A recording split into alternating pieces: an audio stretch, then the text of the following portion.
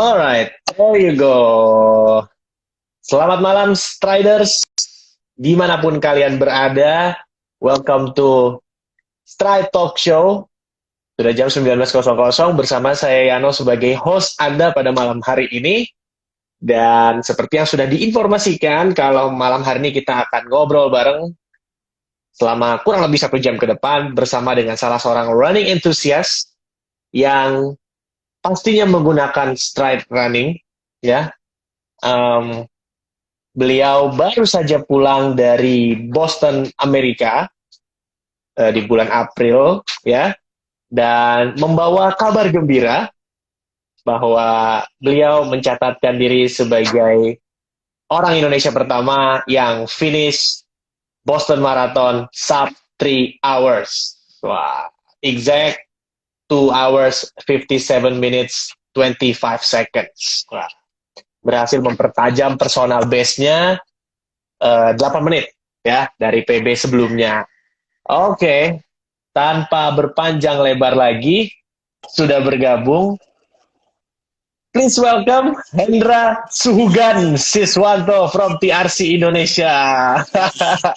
Halo semuanya, apa kabar? Bisa dengar suara saya dengan jelas ya? Jelas sekali, Koensis. Selamat malam, apa kabar? Baik-baik semuanya. Wah, selalu menyenangkan memang. Ini kita berdua ini udah ngobrol kesekian kali sebenarnya ya, dan selalu menarik ngobrol sama Koensis ini karena banyak sekali yang bisa dibahas karena Koensis ini selalu melakukan terobosan-terobosan baru yang apa ya? Sebenarnya ini untuk diri sendiri aja sebenarnya karena udah hobi ya. Tapi hobinya ini apa ya? Kadang-kadang resultnya out of the box dan kayaknya nggak mungkin, tapi ternyata mungkin loh. So, how do you feel, Koensis? Sekarang akhirnya training methodnya berhasil gitu, mendapatkan hasil sesuai dengan apa yang diinginkan gitu. Saya pengen tahu dulu deh gitu. Ya, aku pengen tahu dulu, Koensis nih, gimana perasaannya setelah mendapatkan hasil personal best di Boston Marathon 2022 kemarin, solid sub 3 hours, 2 jam 57 menit 25 detik. Gimana, Koensis? Yang pasti happy banget ya, karena sudah lama ya, 4 bulan kurang lebih training memakai stride dengan serius, dan saya juga posting setiap minggu juga secara detail ya, dan kalian juga bisa lihat di Strava saya juga, semuanya open, mingguan berapa, bulanan berapa, itu Strava saya open semua, tidak ada yang ditutupin. Jadi ya, yang pasti happy sekali, tapi setelah Boston mungkin nanti juga ceritanya karena ada race lagi 100 kilo habis itu. Jadi setelah Boston happy sebentar, habis itu 5 hari kemudian ada race 100 kilo. Iya. Ini yang another surprise story gitu. Kok FM race-nya recovery-nya 100? Dan kalau kita lihat, emang Koensis ini selain pelari juga merupakan storyteller karena apapun perjalanan lari beliau itu selalu didokumentasikan dengan baik semua dari awal ya Koensis ya, di kanal sosial medianya di Facebook dan juga Instagram gitu.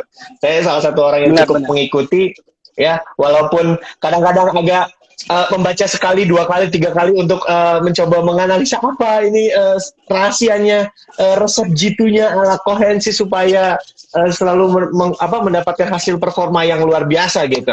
Tapi by the way gitu, boleh sebelum kita lanjut pertanyaan berikutnya ya, kita sapa-sapa dulu nih teman-teman yang hadir ini. Ini pastinya TRC Squad sudah hadir malam hari ini. Ada Mbak Wiwik Pujiati, ada juga siapa nih, banyak sekali, ada teman-teman follower Stride, followernya Koensis, follower saya juga, ada Kok Waris, ada Kenny, ada siapa lagi, ada Limansan. Koensis mau sapa-sapa boleh, silakan.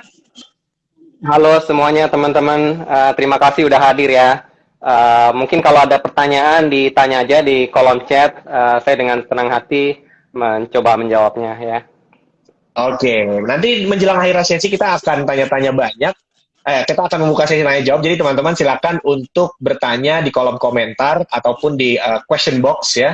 bisa ditanyakan dan nanti kita akan menjawabnya karena ini sebenarnya sebelum kita mulai juga udah ada pertanyaan titipan saya gitu. Saya posting di Instagram saya, teman saya ada yang tanya, tolong dititipkan pertanyaan ini ke Kohensis gitu. Nah, kayaknya ingin tanya apakah mungkin beliau bisa nanti lah kita tanyalah. Oke. However, Kohensis journey-nya mendapatkan hasil BQ sampai akhirnya memutuskan berangkat ke Boston 2022. Boleh diceritakan dulu Kohensis gimana?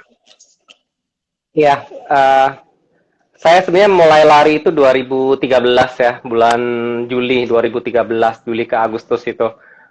Jadi waktu itu kolesterol tinggi, saya mulai lari setiap 2 hari sekali, setiap 30 menit. Nah, dari sana 2014 saya sign up race marathon di Januari untuk race Oktober. Jadi nekat itu ya, baru lari 10 kilo, udah langsung sign up race 42 kilo di Oktober. Habis itu seiring berjalan dengan waktu, maraton pertama saya itu di Jakmar 2014 dan waktunya waktu itu 3 jam 42 menit. Nah, dari sana saya coba memperbaikin terus waktu saya setiap tahun ya, 2014, 2015 jadi lebih baik 3 jam 25 menit. Habis itu stagnan selama 3 tahun, di kisaran 320, 323 gitu, bahkan 328 di 2018. Nah, setelah itu karena memang saya kan suka ultra, jadi saya suka ultra, suka jauh-jauhan gitu ya. Terus 2019 mesti ada yang saya rubah nih 2019 karena nggak bisa gini terus-terusan gitu. Jadi saya coba mengurangin lari-lari santai ya. Jadi pokoknya lari sangat simpel sekali, lari saya itu nggak boleh lebih lambat dari pace 6 gitu. Nah, dari sana mingguannya mungkin lebih turun sedikit, tapi intensitasnya atau pace-nya, waktu itu saya pakai pace ya, pace-nya jadi lebih baik secara overall ya. Jadi dengan kata lain makin berkualitas. Nah, 2019 itu juga saya sebenarnya nggak fokus ke maraton, jadi saya fokusnya waktu itu ke Tambora gitu. Jadi ke Tambora saya juga masih jauh-jauhan, tapi lebih berkualitas dari tahun-tahun sebelumnya gitu. Terus ya iseng juga, Jakmar udah 5 tahun mentok gini-gini aja nih 320 gitu. Udah coba Bali Marathon. Jadi setelah 5 tahun Jakmar gitu-gitu aja, saya coba keluar kota waktu itu. Jadi coba di luar kota mungkin lebih baik hasilnya. Di Bali Marathon 2019 hasilnya tidak sesuai yang diharapkan, 306. Karena saya waktu itu metodenya saya setiap bulan maraton di Monas.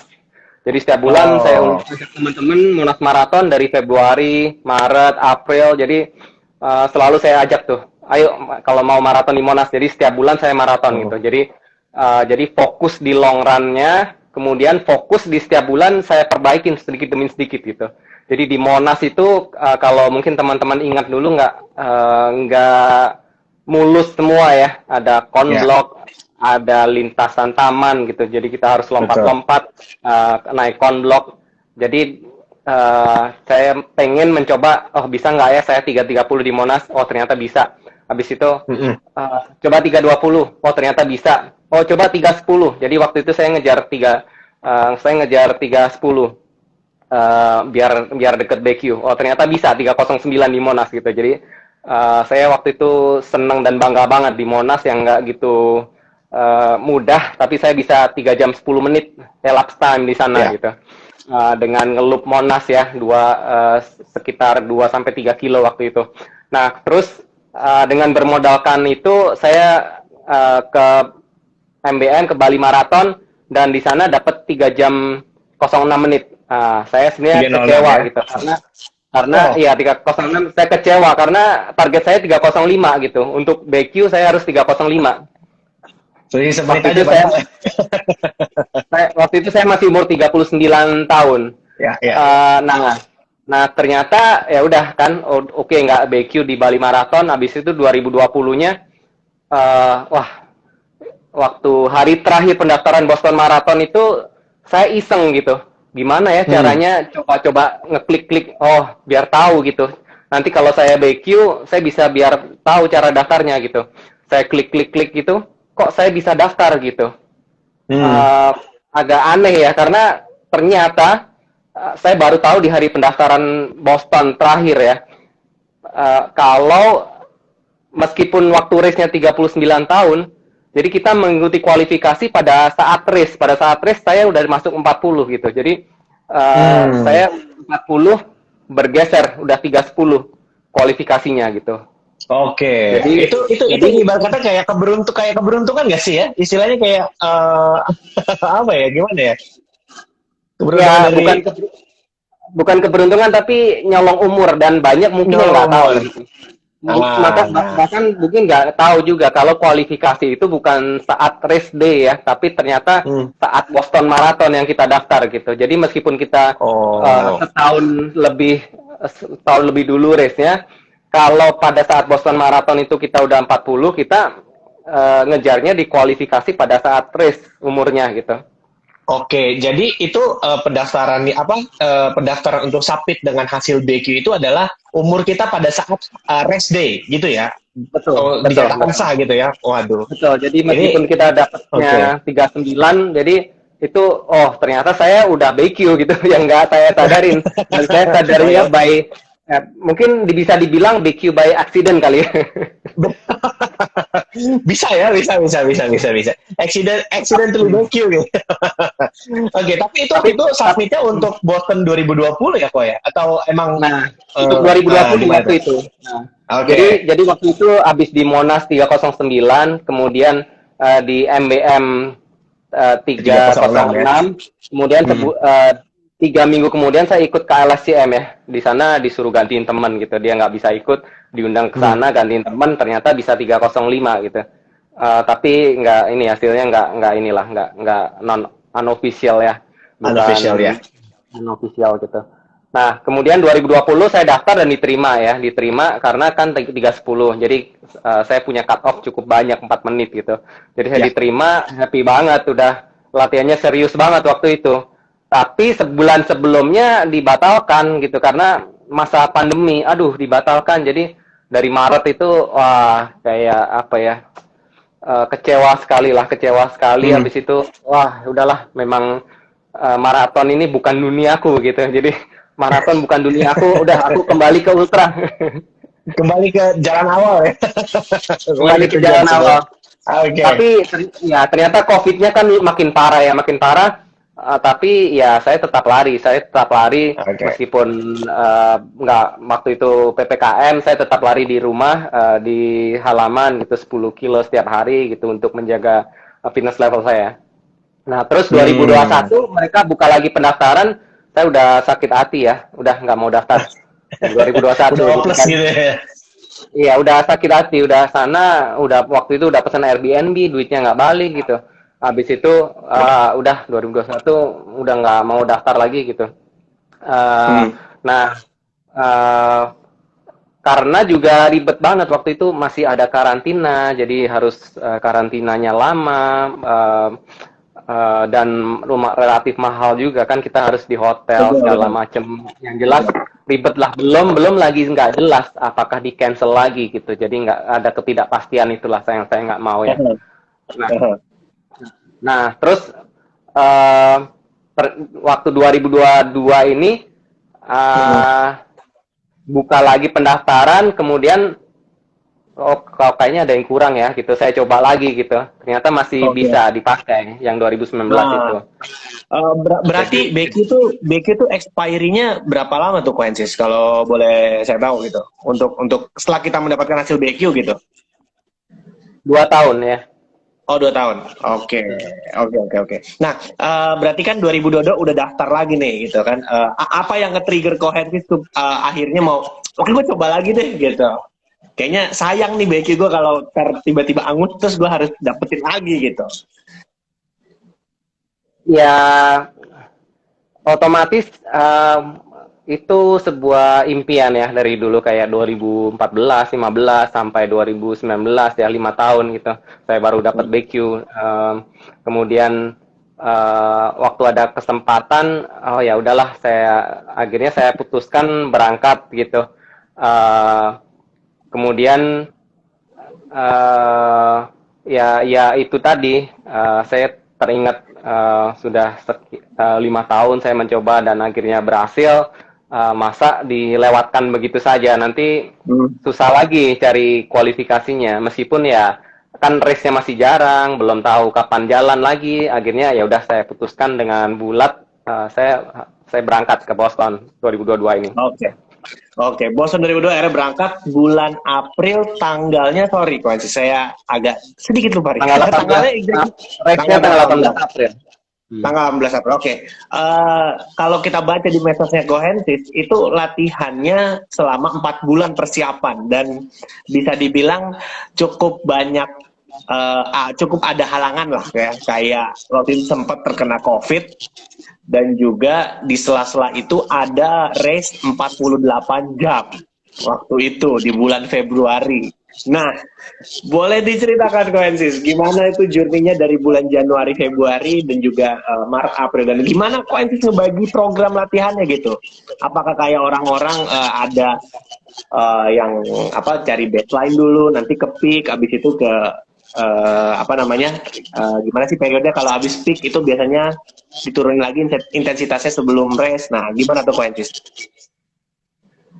Iya, dulu saya udah pernah berlatih terstruktur ya, sistematis untuk Boston Marathon 2020 yang dibatalkan ya. Itu juga relatif lama tuh, dari Desember sampai Maret, kurang lebih 4 bulan juga, meskipun akhirnya dibatalkan gitu. Jadi kurang lebih sama lah prinsipnya ya, sama prinsipnya. Bahkan Boston Marathon ini salah satu race yang paling bagus ya menurutku ya. Dia kasih program dengan beberapa level ya, dari level 1 sampai level 4 kalau nggak salah, itu paling tinggi, sebagai panduan gitu. Panduan kita bisa memilih berdasarkan level-level kita. Akhirnya saya pilih level yang paling berat, kemudian saya tambahin volumenya gitu. Jadi kurang lebih strukturnya kurang lebih hampir sama, hanya bedanya saya nggak bisa punya hill training yang secara rutin di sini gitu. Jadi hill trainingnya mungkin saya ke Sentul pas weekend, sebulan sekali gitu ya, atau 2 minggu sekali saya ke Sentul, parkir di Bakmi Golek di sana, kemudian saya naik ke KM0, lari lewat Rainbow Hill gitu. Jadi nanjak, pulangnya turunan. Kemudian pernah juga turunan dulu, habis itu nanjak gitu. Jadi sebenarnya lebih parah elevasinya dibandingkan Boston gitu ya. Tapi itu wajib ya, dan harus kalau training untuk hill ya, untuk Boston, karena hilly sekali Boston, terutama di turunannya gitu. Jadi kita harus melatih kaki kita dengan kuat. Betul. Terus kalau saya lihat beberapa hari ini kayak terkecoh gitu ya, Bu Edis ya. Karena kalau saya lihat waktu itu sempat memantau beberapa teman-teman pelari Indonesia. By the way, suara aku kedengeran jelas ya nih? Jelas. Suara aku kedengeran jelas ya. Waktu itu sempat melihat beberapa teman-teman pelari. Kalau tanya sama mereka, rutenya Boston tuh di awal turunan sampai akhirnya ketemu Great Hill kilometer 30 ke 31 gitu. Benar ya kalau nggak salah, itu memang titik krusialnya gitu ya. Oke, dan pada akhirnya Koensis sendiri pun juga latihannya menyesuaikan dengan ke Sentul gitu. Oke, dibagi bulan-bulan itu gimana tuh Koensis? Gimana? Dibagi ke agak putus-putus ya. Oke, sebentar, sorry, saya sound dulu. Sekarang udah kedengeran jelas kok? Ya. Sekarang jelas? Udah. Oke. Jelas. Nah, dari 4 bulan masa training itu di dalam seminggu deh gitu. Latihannya itu seperti apa aja tuh Koensis? Kalau kita lihat dari mingguannya gitu. Nah, mungkin kalian bisa ke websitenya Boston Marathon sendiri, dan di sana ada training untuk Boston Marathon ya di sana. Nah, strukturnya itu saya pakai itu strukturnya hampir sama. Jadi 1 kali interval, 1 kali tempo, dan 1 kali long run gitu setiap minggunya. Nah, di sana ada patokan pace-nya, tapi pace-nya itu saya percayakan ke stride ini dengan power. Jadi dimodif sesuai dengan zona powernya stride dan powernya stride gitu ya. Dan volumenya juga saya tambahin memakai yang paling berat itu. Jadi juga heel trainingnya di adjust ya, sesuaikan dengan yang kira-kira saya mau gitu. Jadi saya custom, tapi tergantung juga pengalaman dan fitness level kita sebelumnya ya. Jadi kalau saya boleh sharing sebelumnya itu di Bali Marathon, even saya seminggu itu lari 200 kilo waktu itu ya. 150 200 di 2 minggu atau seminggu terakhir sebelum Bali Marathon waktu itu. Nah, sekarang sih lebih turun ya, lebih turun. Jadi saya pada Desember sampai Januari itu saya build basicnya itu mileage-nya dulu, karena dari Desember waktu itu kan libur ya, libur Natal gitu. Jadi saya harus bikin lagi base mileage-nya gitu. Jadi base mileage artinya biasa idealnya kan 60 sampai 80 ya pelari untuk persiapan untuk maraton gitu. Kemudian masuk ke Januari dinaikkan ke 90, masuk ke Maret naik ke 100 sampai 110 sampai peaknya di sana bulan Maret ya, sampai akhir Maret itu 110. Dan juga saya bikin milestone ya setiap Februari Maret itu ya. Jadi milestone-nya artinya di Februari itu saya tes 1 jam gitu. Saya tes 1 jam harus dapat kira-kira di atas 14 kilo gitu. Jadi 14 kph. Nah, kemudian habis itu milestone yang berikutnya adalah half marathon. Half marathon tentunya kalau mau target 3 jam, tentunya saya harus bisa lebih cepat dari separuhnya ya. 3 jam dibagi 2, 1:30. Jadi half marathon saya harus lebih cepat dari 1:30 dengan tidak full effort gitu. Jadi itu milestone kedua. Milestone terakhir adalah 30 kilo ya, 30 kilo.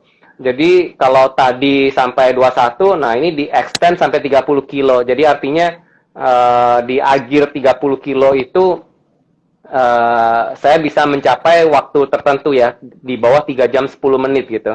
3 jam 10 menit sampai 3 jam 12 menit ya kira-kira gitu. Jadi saya bisa menyelesaikan sub 3 jam untuk 42 kilo. Jadi itu 3 milestone yang saya set, termasuk heel training yang tadi saya bilang ya, karena turunannya itu impact-nya sangat besar sekali ke kaki kita tanpa kita sadarin gitu. Jadi kalau kita nggak pernah latih di turunan, maka udah pasti biasa kita lari 21 kilo di turunan terus memang lebih mudah, lebih kencang, tapi setelahnya itu ada tanjakan sampai kilometer 33 di sana.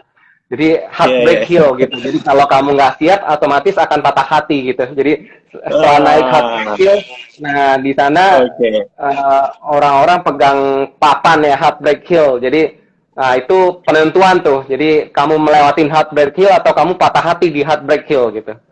Oke, jadi kayaknya rutenya tuh di awal-awal kayak cukup mengecoh ya, gitu, agak cukup tricky gitu, karena kita disuguhi dengan turunan dulu, which is, wah bisa nih, gitu. Cuman ya biasanya kalau turunan orang udah biasanya, kalau memang keasikan ke bawah suasana, ngegas duluan nih di awal gitu kan ya. Iya pasti, kalau lomba cenderung kita geber ya, kita berusaha cepat di turunan. Yang akhirnya jadi overpace ya. Tapi waktu itu saya di Boston Marathon saya terbiasa pakai power ya, karena stride ini kan kita pakai power. Power itu sebenarnya simple gitu. Power itu apa? Power itu watts. Jadi stride ini sensor yang kita pasang di kaki, dia pakai gyroscope yang sangat sensitif ya di beberapa dimensi. Kemudian dia bisa mengukur power secara akurat yang diterjemahkan ke sensor gerak ya. Jadi Dia bisa mengukur lateral, bisa mengukur horizontal. Jadi pace kita dan power kita akan terbaca di sana. Jadi kalau kita terbiasa memakai power, itu kita tidak tergantung lagi di tanjakan ataupun turunan gitu. Jadi kita pacingnya dengan power. Jadi pacing dengan power, watt itu tadi saya strategi saya waktu itu saya tahan di 230 watt ya. Karena memang saya sudah latih dengan itu. Ya, saya udah latih. Saya udah latih 1 jam, saya udah latih half marathon, saya udah latih 30 kilo. Jadi di kisaran itu 225 sampai 230 watt gitu. Nah, waktu itu juga waktu di Boston Marathon saya pakai di rentang watt segitu udah saya pacingnya harus bagus karena di maraton itu kita harus latihan pacing dengan bagus ya. Jadi separuh pertama 21 kilo itu pemanasan saja gitu. Jadi kita harus pacing dengan sangat bagus sekali supaya kita masih punya energi di separuh keduanya gitu, separuh half marathon terakhir. Kalau kita pacingnya nggak bagus, terlalu kencang gitu. Dan susahnya kalau pakai pace ya itu tadi turunan kita geber gitu. Tapi kalau saya udah terbiasa pakai power, jadi saya tahan di power 230, saya nggak lihat pace sama sekali. Bahkan saya nggak tahu kalau ternyata pace saya itu di bawah pace 4 gitu. Jadi saya baru lihat result akhirnya, oh ternyata di bawah pace 4 nih, nggak sampai 40 menit di 10 kilonya dan di 21 kilonya nggak sampai 1 jam 25 menit gitu. Karena saya pakai power itu tadi. Oke, ini kayak something new sih buat saya pribadi ya, karena selama ini atau mungkin teman-teman di sini yang bergabung bersama kita, kalau melihat Cohen tadi bilang latihannya pakai power gitu, saya sendiri pun juga agak sedikit awam dengan power gitu. Nah, kalau Cohen sendiri akhirnya mencoba training method dengan power tuh sejak kapan Cohen? Nah, saya memakai power itu waktu ini ya. Awalnya dulu sempat maraton di Singapura ya, SCSM di Singapura. Di sana saya target untuk BQ juga gitu. Karena itu tadi kan saya udah merasa wah nggak dapet nih BQ-nya, saya coba lagi di Singapura Marathon, ternyata di sana humidity-nya lebih tinggi dan lebih susah gitu. Jadi saya dapat 3:15, tapi saya ngelihat oh banyak orang-orang Singapura pakai sensor di kaki, apa itu gitu. Jadi saya coba cari-cari gitu. Saya coba cari-cari apa yang dipasang di kaki. Oh, ternyata Stride sensor gerak gitu. Nah, kemudian ya udah saya coba pakai di sana gitu. Awalnya juga bingung, takut kalau ini susah pakainya gitu. Kalau ini rumit. Nah, ternyata setelah pakai itu lebih mudah, sangat mudah sekali gitu. Jadi itu adalah sensor tambahan. Jadi sensor gerak gitu. Sensor gerak itu lebih akurat dari GPS dan dia lebih reliable ya. Karena native power gitu. Kalau GPS kan cara kerjanya kan dia menunjukkan lokasi, setiap 1 detik dia merecord lokasi dan menghitung jarak gitu. Nah, jarak yang dihitung setiap detik tadi itu kebanyakan biasanya lebih kalau teman-teman pakai GPS dan ikut maraton biasanya kan dapat 42,5, 42,8, bahkan ada yang 43, 44 ya. Karena itu tadi jarak GPS bisa lebih. Nah, kalau stride ini bisa kita kalibrasi dari natifnya dari sensor gerak itu tadi yang dipasang di kaki gitu. Dari natifnya power yang diterjemahkan ke kecepatan. Jadi dia nggak terpengaruh oleh sinyal GPS, nggak terpengaruh oleh gedung, nggak terpengaruh oleh tunnel ya. Jadi pace kita lebih stabil dan lebih high definition ya, lebih real time gitu. Dan bagusnya dia bisa mengukur gerakan lateral kita, ada running dynamic ya, running dynamic yang bisa mengukur gerakan lateral seberapa efisien kita membuat power itu ke arah horizontal gitu, bukan lateral gitu. Jadi ada namanya pump power.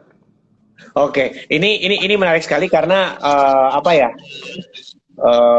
Kalau saya lihat dari tadi statementnya Cohen ini dengan latihan dengan power ini pace akan mengikuti sendiri gitu. Nah, seperti tadi Cohen bilang, kok pace saya di bawah 4 malah jadinya kan ya achieve target gitu ya, malah lebih cepat dari target mungkin gitu ya. Nah, Selain itu nih, ada heart rate juga. Karena kalau saya sendiri, pengalaman saya pribadi ya, saya belakangan juga baru latihannya nih, patokannya adalah heart rate dan pace gitu. Nah, setelah latihan dengan power, itu menyesuaikan untuk training program gitu. Let's say dalam seminggu lah gitu. Bagaimana caranya kita menentukan power yang ingin kita dapat gitu, untuk biar race kita nih achieve target gitu. Ya, nah, Kalau HR kan ada ini apa ya? Kalau HR kan ada patokannya nih, misalkan 220 kurangin umur sekian persennya, ya berarti easy. Mungkin intensitasnya kalau nggak salah, sorry if I'm wrong ya, 20 sampai 60% sampai 70% gitu ya, kalau nggak salah gitu. 60-70 udah masuk ke threshold, 70 ke 90 udah masuk anaerobik lah gitu, misalkan. Nah kalau power sendiri gitu, ketika kita mau mulai, ya. bagaimana kita menentukan power untuk diri kita sendiri dengan menyesuaikan training program untuk suatu race tertentu gitu. Nah, saya dulu memang ini ya, kita kenal ada 3 ya, ada heart rate, ada pace, ada power ya. Heart rate itu paling rumit dan paling susah menurutku. Jadi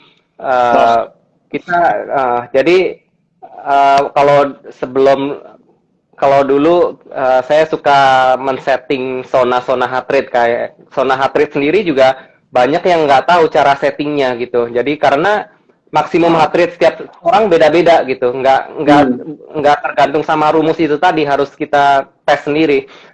Bahkan kalau di luar negeri ya, mereka tes asam laktat gitu ya, sangat mahal sekali pakai treadmill gitu. Jadi mereka di treadmill, dites oksigen, habis itu dites asam laktat. Jadi laktatnya nambah, jadi dia berusaha mencari threshold penambahan laktatnya itu eksponensial, mulai naik eksponensial gitu. Jadi itulah threshold heart rate gitu. Tapi rumitnya karena juga rest heart rate seseorang sama maksimum heart rate seseorang juga harus dites secara aktual, bukan pakai rumus itu tadi ya. Kalau pakai rumus sudah pasti salah gitu. Jadi zonanya sendiri kita nggak tahu benar atau enggak gitu, apalagi thresholdnya. Jadi itu sangat rumit sekali.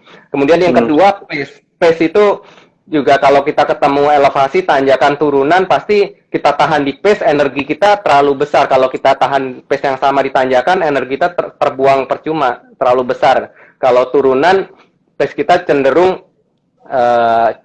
kita, kalau kita jaga konstan gitu, cenderung lebih gampang gitu, energinya lebih rendah gitu ya. Nah, jadi kita nggak bisa mempertahankan energi yang stabil, dan juga thresholdnya sama, susah sekali menentukan threshold itu tadi.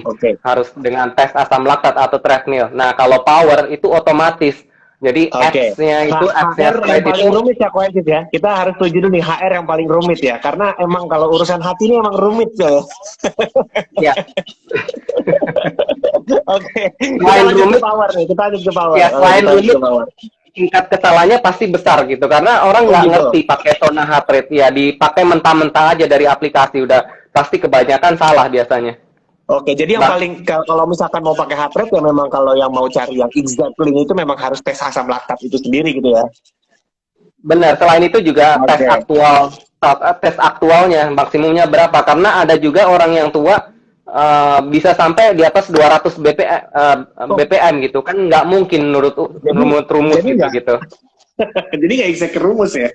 Iya, nggak sesuai rumus gitu. Jadi udah pasti salah. Ini something new ini. Kalau kita dibandingkan ke power gimana, Koensis?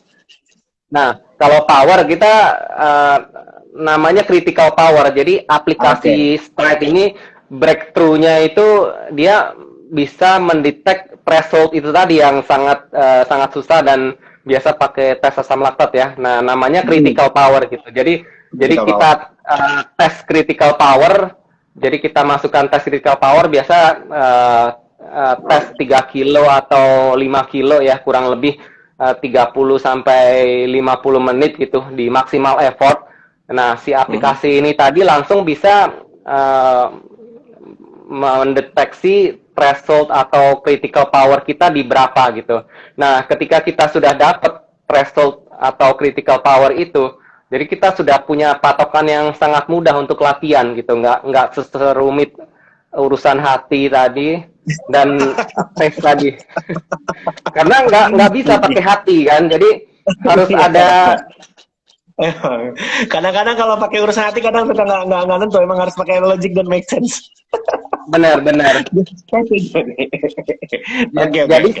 setelah kita dapat critical power itu tadi, kita udah enak latihannya. Isi di zona 1 Hmm. 70 sampai sampai 80%. Jadi misalnya saya tes, kemudian saya critical powernya saya dapat 240 watt.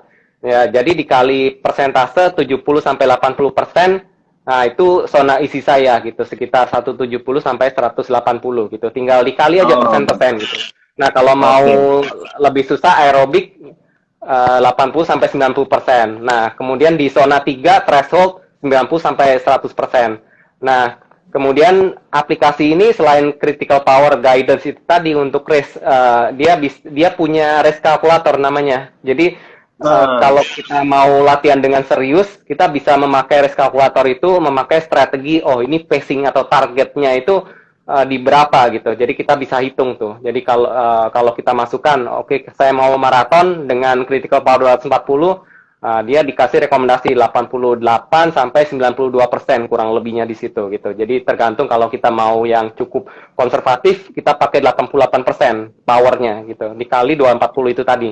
Nah, kalau kita pakai agresif ya powernya lebih besar, tapi dengan catatan agak gambling juga gitu, latihannya harus keras, kita harus belajar nutrisi, dan kita harus coba ya milestone yang saya bilang itu tadi ya, yang sangat kritikal gitu. Kalau kita nggak bisa mencapai 3 milestone itu, ya maka kita harus revisi power atau pace yang kita pakai nanti kan gitu. Jadi kalau kita nggak bisa dapat half marathon atau 30, otomatis itu udah pasti kecepatan targetnya buat kita gitu.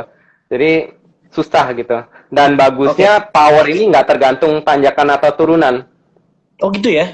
Hmm. Nggak di iya, iya benar-benar. Karena ini yang Jadi kadang-kadang suka bikin insecure kok sih. Kalau misalkan lagi latihan tuh ya, ketemu tanjakan takut pace-nya nggak nyampe, ketemu turunan pace-nya bablas. Nah itu, Nah, it happen on me. istilahnya kita jaga di energi level yang sama gitu. Energi levelnya konstan gitu. Jadi ketika ada tanjakan, kita pakai energi yang konstan, otomatis pace-nya turun gitu waktu ditanjakan. Hmm.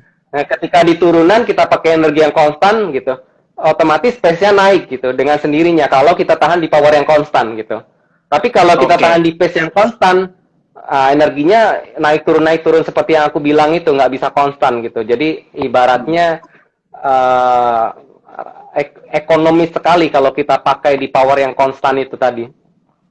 Oke, ini sepertinya menjawab ada satu pertanyaan yang bertanya tadi nih ya, dari Pito underscore Ananda, bagaimana cara menentukan power ketika race baik 5K, 10K, HM, dan FM? Tadi sepertinya sudah dijawab dengan kohensif, dengan baik sekali, berarti ya dengan aplikasi Stride sendiri ya, berarti kita tesnya tuh cukup 30 sampai 50 menit ya, untuk Iya, tahu critical power kita tuh di angka berapa, di berapa ya watt ya, satuannya ya. biasa yang suka saya pakai itu 3 kilo sama 5 kilo time trial full effort gitu ya. Oh, full effort berarti sekencang-kencangnya kita berlari selama 3 kilo sampai 5 kilo, tentunya pakai stride ya, untuk tahu Ya. berapa critical power kita. Oke. Ya, karena ini jaraknya cukup jauh ya. Kalau di atletik kan jarak jauh ya, 5.000. Ya, Jadi betul. otomatis bukan sekencang-kencangnya, tapi kita harus pacing dengan sangat bagus sehingga kita dapat kurang lebih maksimal effort atau PB di angka itu gitu. Jadi kalau kita kekencangan di awal ya kemungkinan kita kendor di akhir gitu, nggak bagus. Jadi kita tetap jaga di pacing tertentu. Nah, itu kita bisa pakai race calculator di aplikasi Stride itu tadi Nah, ya. Jadi ya, kita ya. bisa masukin 5 kilo, 10 kilo, bahkan kita bisa masukin temperatur, humidity, Hmm. dan ketinggian. Jadi udah sangat canggih sekali gitu. Jadi kita latihan di temperatur panas, kemudian kita pakai di race di temperatur dingin, misalnya Boston di 10 derajat, itu bisa dan akurat gitu ya. Jadi kita bisa Oke. masukkan. Nah, contoh case saya latihan di temperatur 26 sampai 28 ya. Saya masukkan di regulator, keluar 305 gitu. Nah, ketika saya masukkan Hmm. di Boston di humidity 30% dan 10 derajat Celcius, maka dia keluar 2 jam 57 menit gitu. Jadi Oh, otomatis dia menyesuaikan sendiri, dan dia ada default World Major Marathon itu ada kita pilih. Jadi profilnya pun sama dia dikalkulasi juga gitu. Jadi kita pilih Oke. Boston Marathon, elevasinya langsung di loading, kemudian masukkan temperatur, masukkan humidity, dia keluar Oke. strateginya, Benar-benar. targetnya. Lumayan cukup membantu lah ya, karena kalau kita tahu kan cuaca, elevasi ini tuh kayak faktor X yang kadang-kadang tuh latihan kita sepertinya sudah maksimal, tapi kalau hasilnya tiba-tiba wah tidak sesuai dengan harapan gitu kan ya. Kalau saya lihat gini ya gitu, karena ya kayak faktor-faktor itu kadang-kadang yang bisa menyebabkan mungkin kram di cuaca dingin, mungkin kram di cuaca panas, hidrasi gitu ya. Nah, apakah itu juga untuk faktor hidrasi dan juga apa ya istilahnya faktor-faktor X yang kemungkinan bakal terjadi gitu pas pada saat Boston kemarin gitu. Koensi sendiri mensiasatinya tuh kayak gimana tuh Koensi? Masalah hidrasi, nah itu juga yang membuat pakai heart rate itu susah sekali ya, karena heart rate itu kan tergantung dari eh, tergantung dari panas, humidity, tergantung dari hidrasi ya. Katakanlah kita lari di tempat yang panas gitu, otomatis heart rate kita naik dari biasanya. Kalau kita Hmm. lari di tempat dingin, heart rate kita akan lebih rendah dari biasanya gitu.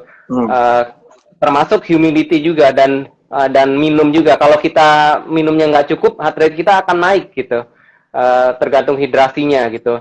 Nah kalau kita itu kelemahannya heart rate ya, sangat rumit sekali. Nah kalau pakai power ini kita bisa hilangkan itu semua.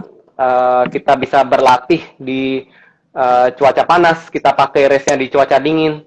Tapi jangan lupa itu tadi ada ketidakpastian itu tadi ya, karena ada plus minusnya gitu. Jadi bukan saklek semena-mena kita pakai gitu. Ada perhatikan juga plus minusnya itu strateginya tadi ya. Biasa kurang lebih saya pakai 2% ya, 2% minus, 2% plus.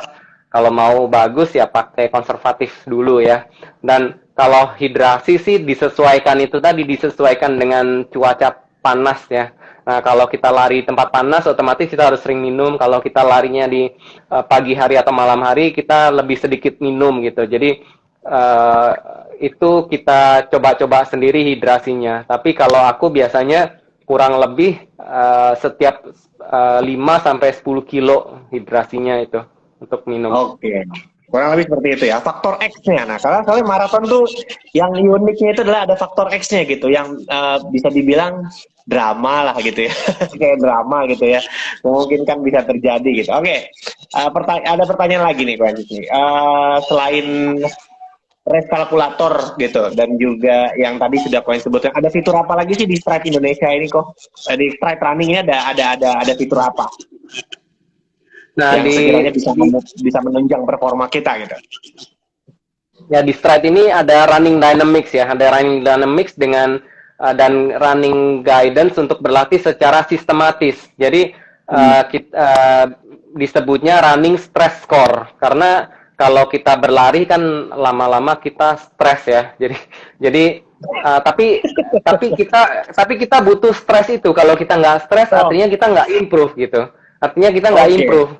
Nah, dua ini jadi di tandem ya, running dynamic. Jadi kita kayak tadi yang aku jelasin. Jadi kita berusaha mengurangi gerakan lateral ke kiri ke kanan gitu ya. Jadi semua power kita arahkan ke horizontal gitu. Jadi ada matrix untuk running dynamic seperti form power ratio, terus ground contact time, kemudian ada juga LSS sama vertikal.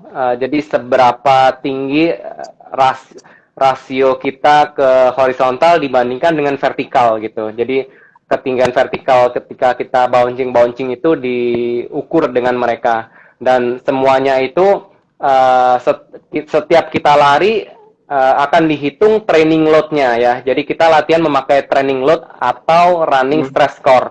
Jadi biasa kan kita latihan pakai jarak gitu atau pakai kecepatan gitu. Nah, dari dulu saya udah kepikiran sebelum pakai Stride ini, saya kepikiran kalau pakai jarak doang bisa aja santai gitu. Tapi kalau bisa pakai kencang-kencang doang bisa jadi jaraknya terlalu pendek. Nah, gimana cara menggabungkan kedua ini sehingga jadi satu parameter gitu ya. Jadi saya dulu coba membuat rumus sendiri malah dulu saya ya. Coba bikin rumus Eh, sendiri, gimana rumusnya, cuma saya harus patokan satu aja lah setiap minggu gitu kan. Saya nggak mau jarak, saya nggak mau kecepatan, pokoknya dijadiin satu gitu. Nah, eh, setelah saya pakai Sprite ini, saya baru baru menemukan yang cocok gitu formula ya, yang pas training ya. load. Nah, ternyata memang world class training itu, nah, kita harus pakai training load gitu, bukan pakai jarak, bukan pakai kecepatan, tetapi pakai training load. Jadi itu sudah kelas internasional atau kelas dunia ya. Biasa kita pakai di training peak ya. Di training peak itu ada training load, kemudian di Coros ecosystem juga ada training load, kemudian di Stride ecosystem ini ada training load yang dinamakan running stress score. Jadi setiap lari ada running stress score-nya, kemudian ada running stress score itu dikumpulin setiap minggunya. Nah, jadi dari jarak dan kecepatan itu dijadiin satu. Jadi seberapa stres kita setiap lari dan setiap minggunya. Nah, kemudian secara kumulatif kita juga bisa bertahap gitu ya. Stres skornya bertahap dinaikkan dari minggu ke minggu gitu, dinaikkan.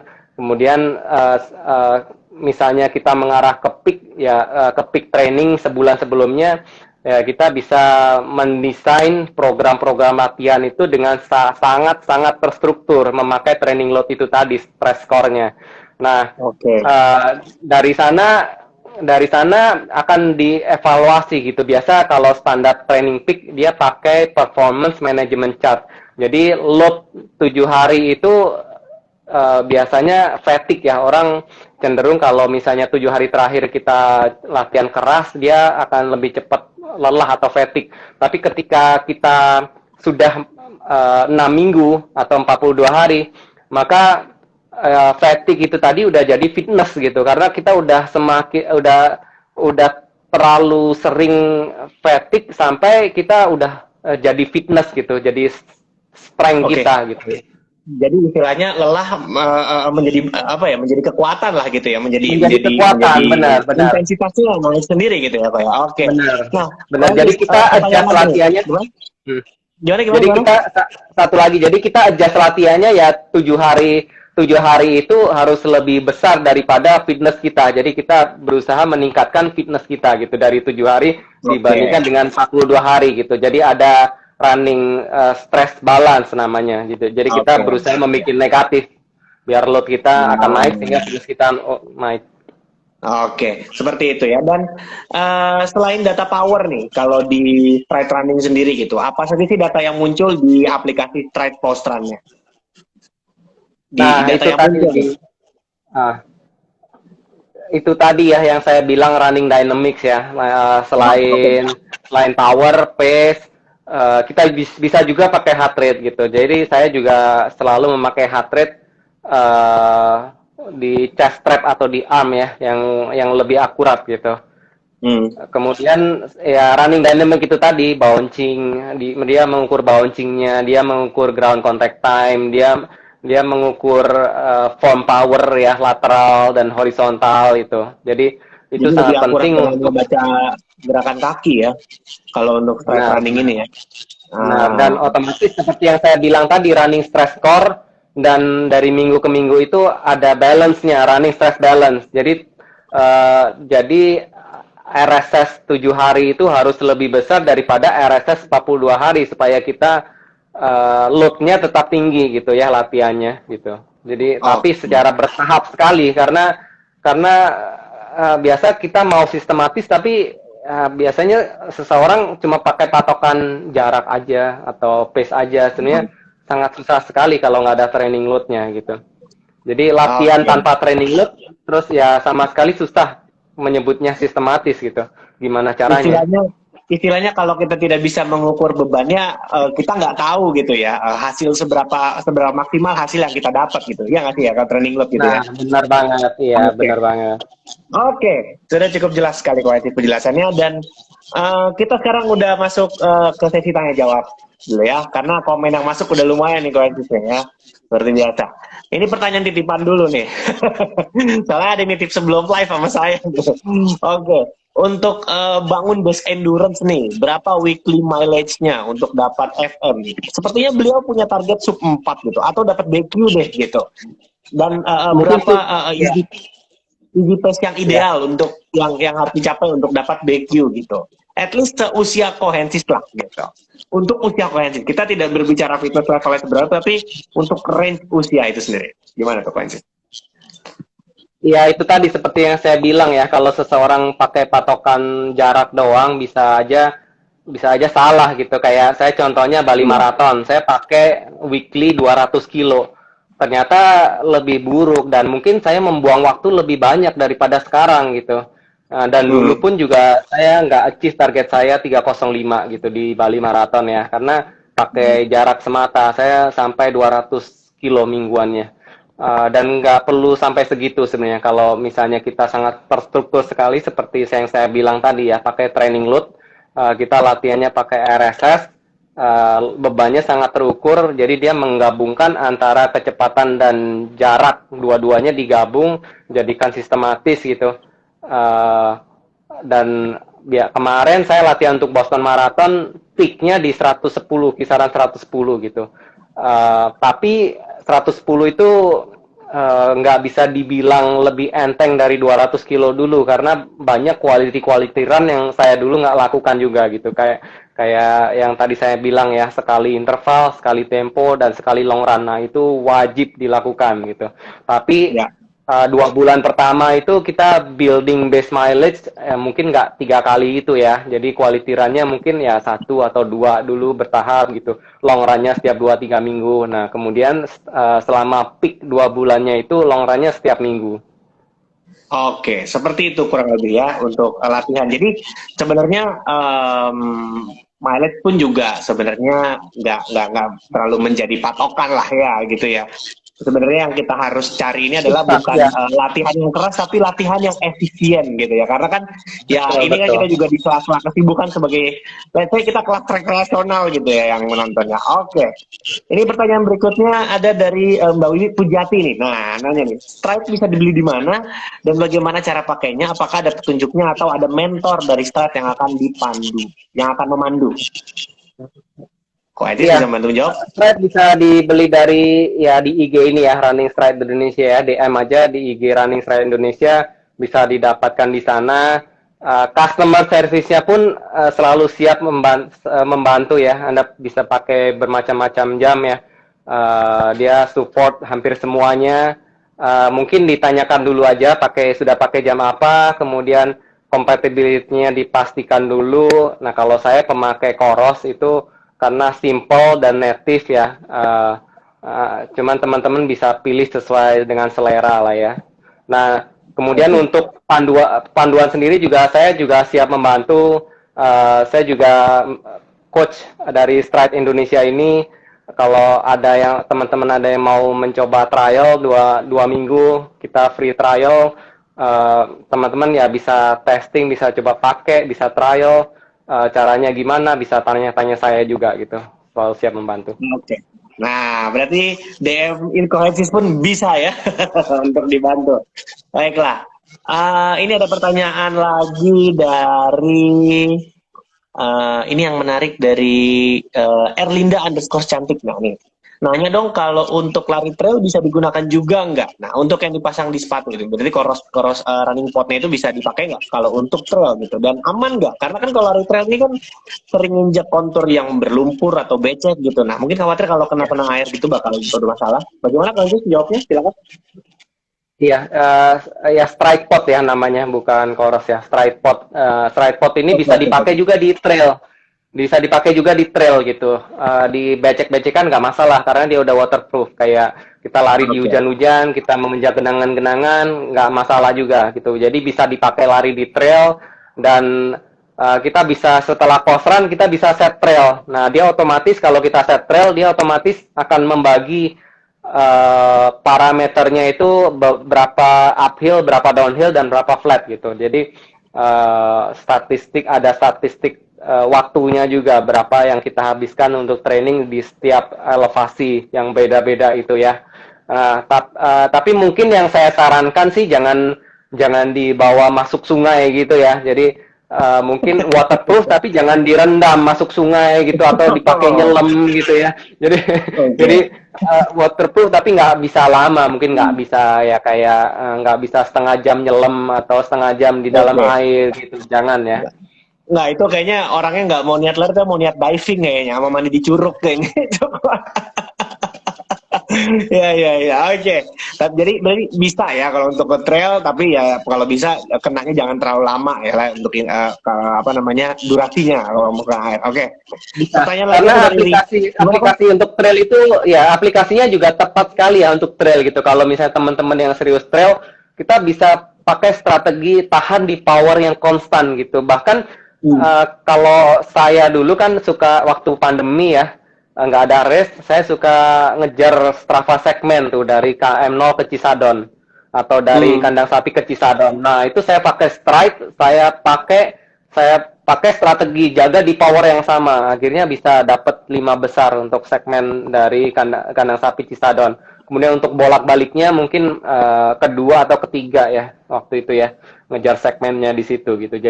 Jadi memang aplikasinya itu di sana ya. Kalau teman-teman serius banget untuk berlari di tanjakan, berlari di turunan itu tadi bisa memakai power yang lebih sensitif, lebih akurat sehingga eh, kita bisa memaksimalkan fitur itu tadi power gitu. Oke, ini sangat insight yang menarik sekali untuk teman-teman penggiat lari trail, apalagi dalam waktu dekat ada kejurnas, seperti yang kita tahu. Oke, nah ini Ko Ensis ada pertanyaan lagi nih, kita masih ada 2 pertanyaan lagi akan saya tanya. Eh, yang pertama, oke, ini ada yang bertanya untuk hidrasi dan juga untuk gel nih. Nah, ini dari @jemari menari. Kayaknya saya nggak bisa nyebutin produk mereknya. Kalau postingan Koensis ini 7 kali pakai gel merek itu gitu ya di kilometer 6, kilometer 12 kayaknya dia membaca caption Koensis nih. Apakah ada di antara gel tersebut masih minum juga gitu? Maksudnya bagaimana pengaturan minum gel kemarin Koensis pada saat bosan? Iya, nah dari dulu saya memang ini ya, apa, saya tidak tergantung brand ya, saya tidak tergantung brand, artinya saya udah mencoba mengukur saya butuh nutrisi berapa kalori setiap, katakanlah, setiap jarak atau setiap waktu ya, dan Hmm. memang dari dulu sih, atau bisa dibilang gold standarnya itu 100 kalori setiap 30 menit gitu, kita bisa berangkat dari sana. Oke. Kemudian kita bisa tes di long run HM atau 30 kilo untuk marathon pace kita simulasikan dengan seperti itu dosisnya kurang atau enggak. Kalau kurang bisa kita tambah. Kalau ya kita cari yang pas lah ya gitu. Jadi paling juga uh, tingkat kecocokan juga yang perlu kita coba gitu. Apakah terlalu asam, terlalu manis gitu dan perut bisa menerima. Tapi kalau perut saya sih agak badak ya. Jadi pakai gel apapun bisa, pakai pakai pakai powder base juga bisa ya. Saya Oke. suka pakai powder base juga dicampur air. Jadi simple banget gitu. Kalau saya latihan cuma minum air aja karena ada powder berkalori dan saya takar persis itu. Jadi 100 kalori setiap 30 menit minum gitu. Dihabiskan 100 kalori harus habis gitu ya. Jadi I artinya see. takarannya pas. Terus atau gel Jadi satu gel setiap 30 menit. oke, jadi untungnya perut tidak ada kompromi apa-apa dengan ini ya, tidak ada kompromi dengan segala Iya. macam jenis Iya. energi Dulu juga consumption gitu ya. dulu saya juga pernah coba alpukat ya, alpukat yang matang. Nah, itu bagus juga bisa gitu ya. Jadi Oh, artinya teman-teman jangan takut, jangan nyoba-nyoba sendiri ya, terutama mensimulasikan di rest pace-nya itu tadi gitu. Jadi kalau mau praktis ya gel-gel itu tadi ya, pilih yang cocok sama perut yang kalorinya udah dicoba dan terbukti ya. Nah, saya kemarin termasuk agak gambling juga tuh. Saya nggak pernah pakai Maurten, di sana disediakan Maurten. Habis itu udah saya pakai aja gitu. Karena ya mau nggak mau untuk mengurangi beban, jadi kita ambil gel-gel yang ada di sana gitu. Jadi disediakan 3 WS gel di kilometer 20, 25 sama 30 kalau nggak salah ya. Dan saya bawa juga seperti yang saya tulis, saya bawa 3. Saya juga bawa minum di awal karena saya nggak mau berhenti sama sekali sampai kilometer 12. Kemudian 18 saya ambil, 25 saya ambil, 30 saya ambil, kemudian saya pakai 2 sampai 3 gel itu sampai selesai. Oke, cukup jelas sekali Kohensis ya, dan lebih jelasnya lagi ada di postingan Kohensis pokoknya. Oke, ini last question nih Kohensis yang ingin ditanyakan, ini pertanyaannya bagus sekali. Kohensis seberapa sering melakukan lari per bulan untuk kalibrasi critical power gitu? Ini dari Alphard Boy. Silakan Kohensis. Nah, kalau awal-awal dulu ya, saya mungkin sebulan sekali untuk tes critical power ya. Ya. Eh, Sebenarnya nggak, kita juga kalau nggak niat ngetes pun juga nggak masalah sih. Kita bisa time trial ya, yang saya bilang tadi ya. Time trial 3 kilo atau 5 kilo. Biasa saya sukanya di loop yang terukur ya. Jadi kita Hmm. jaraknya udah pasti sama, udah pasti benar gitu. Katakanlah biasa di Alam Sutra tuh ada 1,74 ya udah. Jadi jaraknya pun saya udah tahu persis itu benar gitu. Jadi 10 kilo di jarak yang terukur, saya tinggal ngelupin lagi. Kemudian kalau mau gampang lagi di trek lari 400 meter ya. Jadi teman-teman bisa coba 12,5 di lane 1 400 meter udah pasti benar jaraknya gitu. Jadi simply 3 kilo atau 5 kilo aja time trial. Kalau dulu pandemi malah saya cukup rajin itu ya sama teman-teman ya, karena nggak ada race ya udah kita time trial Bikin aja sendiri. sendiri gitu. Iya, jadi kita Ya, ya, kita ya. balap liar, kita cari segmen, puterin Monas, puterin GBK, sekencang-kencangnya gitu. Jadi powernya naik terus tiap bulan gitu. Nah Iya, ya, begitu benar, benar, benar. Ini yang menarik ya Boston, dari komunikasi ya. Kohensis ya. Nah, tapi begitu berarti terstruktur ini saya nggak bisa lagi kenceng-kencengan kayak dulu mungkin ya, karena dulu saya udah tahu persis TP-nya. Jadi mungkin yang latihan Boston ini lebih advance lagi. Saya set manual ya.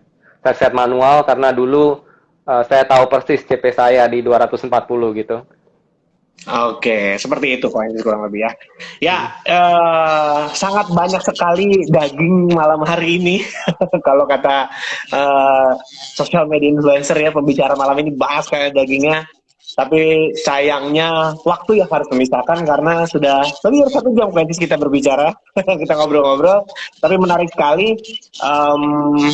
Sebelum kita menutup sesi live pada malam hari ini, tapi sebelumnya terima kasih banyak teman-teman yang sudah menonton dan yang sudah bertanya. What's next dari seorang Hendra Siswanto, dan boleh Kohensi silakan memberikan closing statement untuk teman-teman bagaimana kita, karena ini kan periodenya race udah mulai berdatangan nih. Nah, tanggal-tanggal race besar udah mulai keluar nih. Silakan Kohensi boleh memberikan closing statement yang bisa memotivasi teman-teman untuk berlatih dengan optimal, terutama menggunakan straight running. Silakan Kohensi.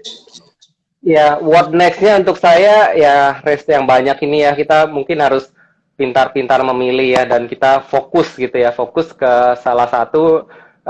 Kita bagusnya sih berlatih terstruktur ya, dan fokus benar 3 sampai 4 bulan. Kita pakai alat ukur yang akurat dan reliable seperti Stride Power Meter ini. Kemudian kita di sana juga teman-teman dapat subscription 6 bulan. Di sana bisa teman-teman bikin program otomatis atau teman-teman bisa download dari Boston Marathon. Dilihat dari struktur di sana, pakai Power Zone dari Stride gitu. Atau bisa juga teman-teman cari coach yang bisa memandu gitu ya. Kami juga siap membantu. Nah, terus next-nya dari saya akan berlomba di Spartathlon 250 kilo di akhir September nanti.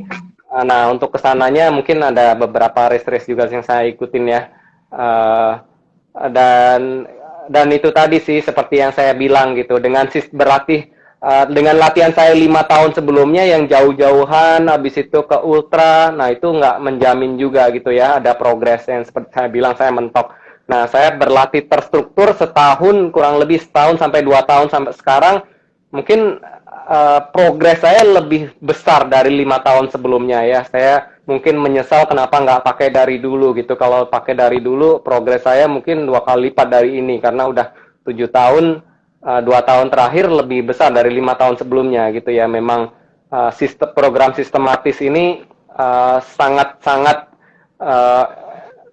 efisien untuk ngirit waktu sekali kalau teman-teman untuk ngejar Boston Qualifier ya, BQ gitu. Jadi artinya Kalau dulu nggak kebayang, kalau setelah sistematis ini pelan-pelan waktu kita tuh jadi kebayang gitu ya, jadi kebayang, jadi lebih terpola ya. Jadi kita bisa melihat step-stepnya untuk menjadi Boston qualifier gitu. Jadi tetap semangat, tetap konsisten, itu kunci yang utamanya. Tetap konsisten, jaga di mileage, tetap berlatih terstruktur.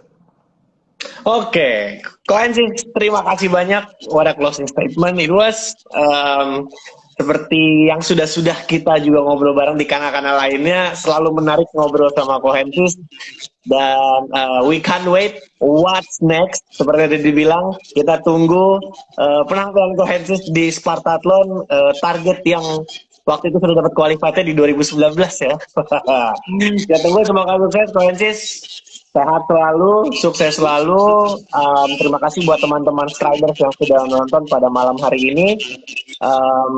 Menutup closing statement dari saya juga, most runners train at the wrong intensity, but Stride finds your optimal training intensity. Jadi, kalau kamu pengen dapat hasil training yang maksimal dan optimal, pakai Stride Running. Oke, kalau gitu, kita tutup aja kali kalau ini live malam hari ini. Terima kasih semua. Sehat-sehat, Koensis.